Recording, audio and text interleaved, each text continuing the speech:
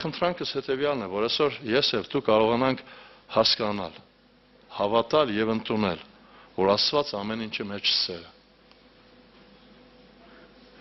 Նորից եմ ասում, մեր ամենամեծ խնդրեմը, որ մենք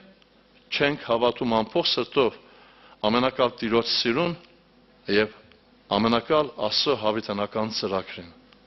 Հավիտենական ծրագրի բուն հիմքը հետևյալն է, որ ես եւ դու ունենանք հավիտենական կյանք իրեն հետ։ Երբ որ մենք նայում ենք, շատ անգամ գրված հետևյալը, որ Դավիթ թագավորը Տիրոջը դիմում էր հետևյալ կերպ եւ իրեն նպատակ հետևյալն էր, իմանալ իրեն կյանքի բոլոր օրերը։ Տեր ցույց տուր ինձ իմ վերջը, բոլորի չափը թե որքան անցավոր եմ ես։ Ահա թզի չափով կարգեցիր իմ օրերը եւ իմ կյանքի ժամանակը ոչինչի պես է քո առաջին, բոլորովին ունայն եւ ամեն մարդ որքան հաստատել լինի։ Մի հատ հարց եմ տալիս։ Սաղմոսների մեջ գրված է մարդուս կյանքը 70 ավելի 80 տարի։ Կամ վերցնենք 100 տարի ապրել, հարց եմ տալիս։ 100 տարեկան մարդու կյանքը ինչպիսին է։ Կուզես 100 տարեկան մարդու կյանքով ապրես։ 1000 տարի ապրես 100 տարեկան մարդու կյանքով։ Ինչ է այդ կյանքը, ցավ եւ տառապանք։ Այսօր մենք կռիվ ենք տալիս սրա համար։ Երբ որ մարդը հիվանդանում է, օգտագործում է այդտեղ, գնում է բժշկի, ես չեմ ասում պիտի չգնանք, պիտի գնանք, բայց որն է նպատակը, կյանքը։ Այսօր մարդը հավատում է ժամանակավոր կյանքին, բայց չի հավատում Աստծո հավիտենական ծրագրին, որ Աստծո հավիտենական ծրագիրը, որ ես եւ դու ապրենք հավիտյանս հավիտենից իրեն հետ։ Լինում է պարակայ, որ մենք աղոթում ենք։ Ուշադրություն դարձեք, Պողոս առաքյալը այս վիճակին անդրադարձավ, ինքը աղոթում է, հիվանդացել է, բայց ինչ է Աստծո ծրագիրը Պողոսի հետ։ Կարդամ մեր բոլորի շինության համար։ Երկրորդ Կորինթացիս 12-րդ գլխի մեջ գրված էր, որ սրա համար 3 անգամ աղաչեցի Տիրոջը, որ նրան հեռացնե ինձանից, եւ նա ինձ ասաց. բավական է քեզ իմ շնորհքը, որովհետեւ իմ զորությունը տկարության մեջ է կատարվում։ Իմ զորությունը տկարության մեջ է կատարվում։ Զորություն հասկացողության տակ մենք առաջինը ընդունում ենք հետեւյալը, որ Աստված հրաշք է անում իրեն զորության միջոցով ամեն բան վերցնում է։ Հիմա այստեղ ամենակալ Տերը ինչ ասում, որ իմ խոսքը տկարության մեջ է կատարվում։ Հիմա Աստված ինչ է խոսը։ Այսօր մենք սա չենք տեսնում, շատ անգամ մենք մեկ ուրիշ տեսանկյունով ենք նայում։ Սիրելիս, Աստծո ամենամեծ նպատակը հետևյալն է, որ ինքը կամենում է ցույց տալ հակառակորդին, որ տկար հողից ստեղծված անոթի մեջ, երբ որ խոսքը հաստատվում է, կարող է ամեն վիճակի մեջ հաղթող դուրս գալ։ Եվ այսօր Աստված քեզ որպես հաղթող է կանչել, չի կանչել որպես պարտվող։ Ես բազում անգամ այդ միտքը ասում եմ, եթե որևէ մեկ անձնավորություն մի հատ գործ է տնում, ում է ընտրում լավագույն մասնակիցներին։ Հիմա հարցը ուղղված է ինձ եւ քեզ։ Աստված ինձ եւ քեզ ինչի է ընտրել։ Ընտրել է, որպեսզի մենք նորից պարտվենք։ Ես այդպես չեմ հավատում, ես հավատում եմ հետեւյալը, որ Աստված մեզ ամեն մեկից ընտրել է, որովհետև ինքը տեսնում է, որ ես եւ դու կարող ենք, որ մեր մեջ Աստծո խոսքը կարող է զորությունը կորցնել։ Եվ Ղևտացիների 20-26 երբ որ կարդում ենք, սա մենք չենք ծնվել, սա ծրագիրն է Աստծո հավիտենական 20-րդ գլխի 26 համարի մեջ գրված է, եւ դուք սուրբ պիտի լինեք ինձ համար, որովհետև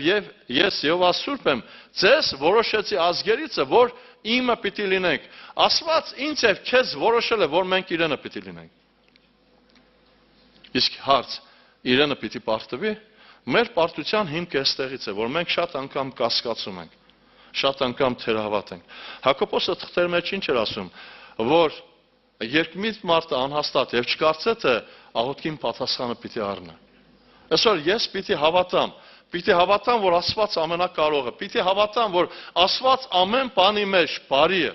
Սանումացի կնոջ հավատն եմ ուզում։ Իշքան ենք խոսել այս մասին։ Երբ որ երեխան մահացավ, գրված է ինքը իր մարդին կանչեց ասելով ծառաներից մեկին ինձ մոտ ուղարկիր եւ ես շերից մեկը որ շուտով գնամ միջև ասոյ մարդին եւ ետ դառնամ։ Ամուսինը հարցնում ինչ համար ես գնում։ Ոչ այսօր ամսակլուխ է, ոչ էլ շաբաթ է։ Կնոջ պատասխանը հանգիստ եղե։ Հարց եմ տալիս։ Կինը ինչ ակնկալիքով էր գնում մարգարեի մոտ։ Ինքը եթե կասկածեր, եթե չհավատար, կգնար թե չէ։ Քուրս ջան, եղբայրներ ջան, այսօր ամենակալ Աստված ուզում է, որպեսզի մենք ամբողջ սրտով հավատանք իրեն։ Աստծո նպատակը երեխայի մահը չէր, Աստծո նպատակը իրեն անունը փառավորելն էր։ Եվ այսօր Աստված ուզում է նույն կերպ ես եւ դու վարվենք։ Եվ այսօր կա հիվանդություն, քուրեր ջան, եղբայրներ ջան,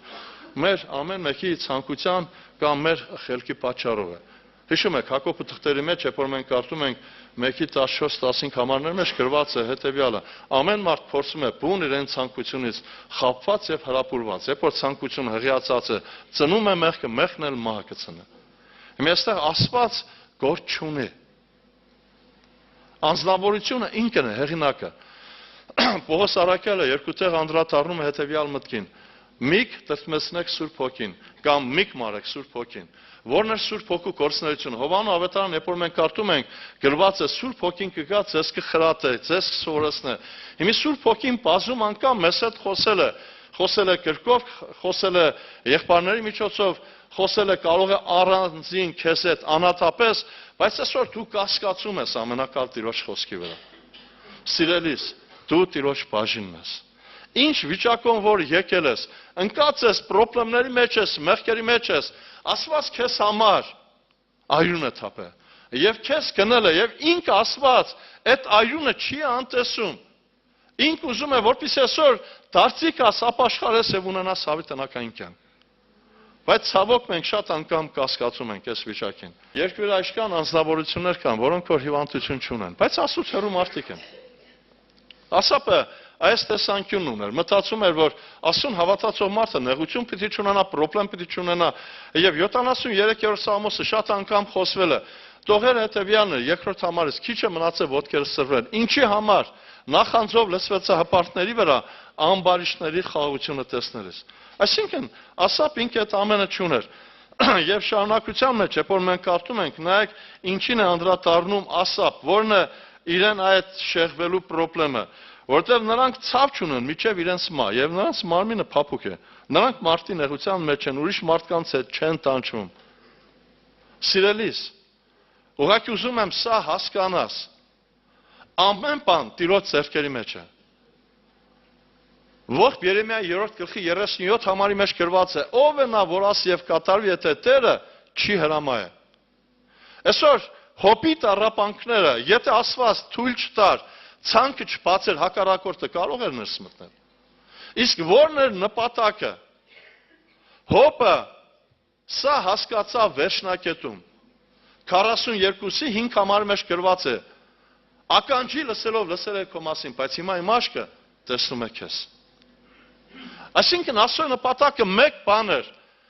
Մատթեոս ավետարան 5:8 համարի մեջ գրված է. Երանի սրտով մաքուրներին, որ Աստծուն կտեսնեն։ Այսինքն Աստված Հոբի հետ այս աշխատանքը տարավ միակ բանի համար, որ Հոբը Աստծուն տեսներ։ Բայց մի հարց, մենք սա կարող ենք տեսնել բարի։ Հասկացավ Աստծո հավիտենական ծրագիրը։ Աստված ինձ հրաշալի բաներ կներ, բայց ես չէի հասկանում։ Մարդկայնորեն ո՞րն էր այդ հրաշալին։ Ցավը, տառապանքը, նեղությունը։ Այսօր մենք ցավի, տառապանքի, նեղության մեջ միշտ տրտնջում ենք։ Բայց սա Աստծո ծրագիրը չէ։ Այն անձնավորությունները, ովքեր անապատի մեջ տրտնջացին, բոլորը ընկան։ Եվ ամենակալ Աստծո կամքը սա է, իմ եւ քո վրա։ Առաջի Թեսաղոնիկեցիս 5:18-ում գրված է. ամեն բանի մեջ գոհացեք, որովհետև սա է Աստծո կամքը ձեր վրա Հիսուս Քրիստոսում։ Հիմա հաստամ, լենորվա մեջ ամեն մեկս կգոհանանք։ Նեղության, հիվանդության, ցավի տառապանքի մեջ եղել է որ կգոհանանք։ Հոբի համար գրված է, որ ուղիղ աստվածավախ կատարյալ մարդ էր, որ անձնավորությունը այդ կորուստի մեջ կարողանար Տիրոջ անունը փառավորել։ Տերը տվեց, Տերը վերցրեց, Տիրոջ անունը օրհնյալն է։ Այս ամենի հետևանքն է, որ Հոբի կյանքում Աստված իրեն փառքը ցույց տվեց։ Աստված ամեն հնարքներ փնտրում է, ամեն բան անում է լոկ միայն մեկ բանի համար, որ ես եւ դու դառնանք դեպի Տիրոջը։ Որ աքսորվածը այդ աքսորից հետ դառնա, որ կերին կերությունից հետ դառնա, որ հիվանդը հիվանդությունից հետ դառնա, որ մեղավորը մեղավորությունից հետ դառնա եւ Տիրոջ հետ ապրի։ Տիրոջ անունը փառավորը։